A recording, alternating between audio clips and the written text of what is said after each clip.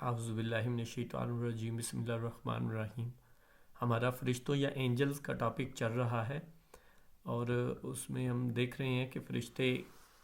کرتے کیا ہیں یا ان کے کام کیا ہیں۔ اس کی قرآن پاک میں چھوٹی چھوٹی بہت زیادہ آیات ہیں، اور وہ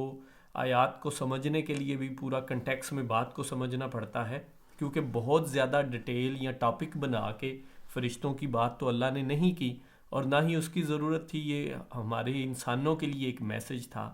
اور مقصد فرشتوں کا بیچ میں ذکر اس طرح آ گیا کہ اللہ پاک جو انسانوں کے ساتھ کچھ معاملات کرتے ہیں، تو اس سلسلے میں کہیں نہ کہیں ذکر آ گیا کہ وہ وحی لے کے آتے ہیں، یا وہ کچھ کام ان کے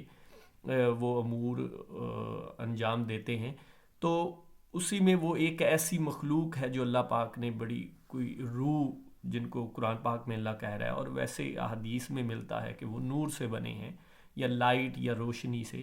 مطلب ایک اس طرح کی وہ ہے جو کہ انسانوں میں اور اللہ سے پیغام لے کے انسانوں تک پہنچاتے ہیں۔ سورہ نمبر 39 آیت نمبر 75۔ اور تو فرشتوں کو اللہ کے عرش کے ارد گرد حلقہ باندھے ہوئے اپنے رب کی حمد و تسبیح کرتے ہوئے دیکھے گا، اور ان میں انصاف کا فیصلہ کیا جائے گا، اور کہہ دیا جائے گا کہ ساری خوبی اللہ ہی کے لیے ہے جو تمام جہانوں کا پالنہار ہے۔ اس آیت میں مقصد تو مین یہ بتانا ہے کہ اللہ پاک جہاں بھی فرشتوں کا ذکر کرتے ہیں تو وہ ان کو یہی کرتے ہیں کہ جو اللہ انہیں حکم دیتے ہیں وہ وہی کرتے ہیں بس۔ حالانکہ وہ بھی ایک شعور والی ہی مخلوق ہیں، جیسے انسان اور جن ہیں ایسے ہی فرشتے شعور والی مخلوق ہے، لیکن وہ صرف اللہ اپنے شعور کا استعمال بھی اللہ کے حکم کے ساتھ کے لیے ہی کرتے ہیں، اور وہ اللہ کا حکم ہی مانتے ہیں۔ قرآن میں کہیں بھی ایسی مقصد یہ سارا کچھ شیئر کرنے کا یہی ہے کہ وہ صرف اللہ کا حکم، ایک ایسی مخلوق ہے اللہ کی جو کہ اللہ کا صرف حکم ہی مانتے ہیں، اور وہ کہیں بھی قرآن میں ایسا نہیں ہے کہ وہ حکم نہیں مانتے یا کسی نے کوئی سرکشی کی اللہ کے حکم سے، ایسا کوئی بھی نہیں ہے۔ جنوں میں سے ہمیں ملتا ہے، اور ان کے لیے عذاب کی وعید بھی ہمیں قرآن پاک میں آیات ملتی ہیں، لیکن فرشتے صرف سراسر جو ہے اللہ کا حکم مانتے ہیں، اور تسبیح، حمد و تسبیح بیان کرتے ہیں اس آیت میں بھی، اور آپ کو اس طرح کی بھی اور بہت ساری آیات مل جائیں گی۔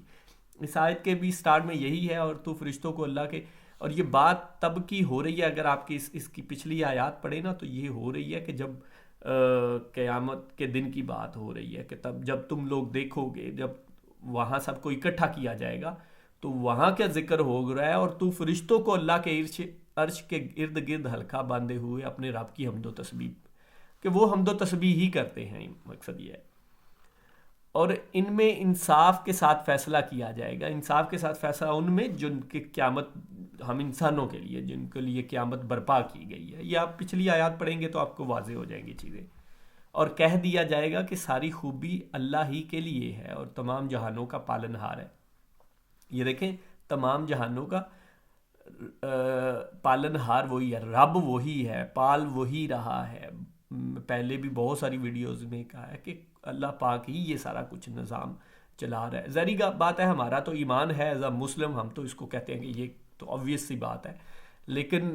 قرآن پاک کا جو پیغام ہے وہ مطلب ہم مسلمانوں کے علاوہ بھی ہے، اور ویسے بھی ہم ایک اگر شعوری طور پہ بھی اس کو سمجھیں تو یہ حالی اللہ نے بنایا نہیں ہے، اللہ اس کو چلا بھی رہا ہے۔ اینی وے، فرشتوں کا ٹاپک میں اور اس طرح کی بہت ساری چھوٹی چھوٹی آیات ہیں جن کے میں ساری تو نہیں کر دیں، بس مقصد تھا تھوڑا سا آپ لوگوں کو اوور ویو دینا۔ باقی کچھ آیات کا میں اس ویڈیو کی ڈسکرپشن میں بھی وہ آیات کے ریفرنس نمبر اینڈ پہ دے دوں گا،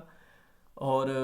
وہ اگر کسی نے پڑھنے ہوں ان پہ الگ الگ ویڈیو بنانے کی ضرورت نہیں ہے۔ اس طرح کی بہت ساری آیات آپ کو مل جائیں گی، لیکن چھوٹی چھوٹی ہیں، ان کو کنٹیکس میں سمجھنا پڑتا ہے، اور سارا ہے۔ مقصد صرف وہی ہے جو میں آلریڈی بیان کر چکا ہوں۔ جزاک اللہ خیر۔